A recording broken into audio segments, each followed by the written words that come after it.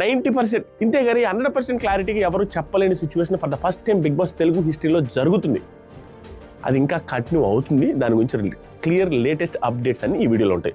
First వచ్చి అగ్ని పరీక్షకి సంబంధించిన వాళ్ళు రాలేదట మా అగ్ని పరీక్షలతో అనుషరత్నం వీళ్ళు ఎవరు వచ్చినట్లేరు. ఎందుకంటే ఆవిడ ఇందాకే స్టోరీ పెట్టారు అనుషరత్నం గారు. కాబట్టి అది మాత్రం మనకి రాంగ్ అప్డేట్లో ఉంది. బట్ వాళ్ళకి మెయిల్స్ పోయాయి అన్నారు. మరి ఆవిడ ఒక్కరే రాలేదా లేకపోతే ఆవిడ కూడా వచ్చారు స్టోరీ పెట్టారు నాకు తెలియదు. మన వాళ్ళందరూ వెళ్ళారు వెళ్ళేసి షూటింగ్ చాలా లేట్గా స్టార్ట్ అయిందంట. చాలా లేట్ అవుతుందంట అక్కడ.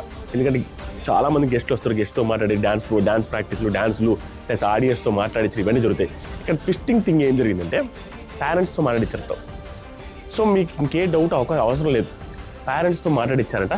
ఒకటి కళ్యాణ్ వాళ్ళ అమ్మగారు అండ్ నాన్నగారు మాట్లాడారంట. ఎవరితో? కళ్యాణ్తో అక్కడ ఉన్న హౌస్ మేట్స్తో మాట్లాడినప్పుడు డబ్బు ముఖ్యం కాదు, కప్పు తీసుకొని రావాలి, కప్పు దేక్లేంగే, కప్పు కావాలి మనకి, కప్పు బేకు అనేసి మనకు కావాలి కప్పు అనేసి గట్టిగా చెప్పారంట.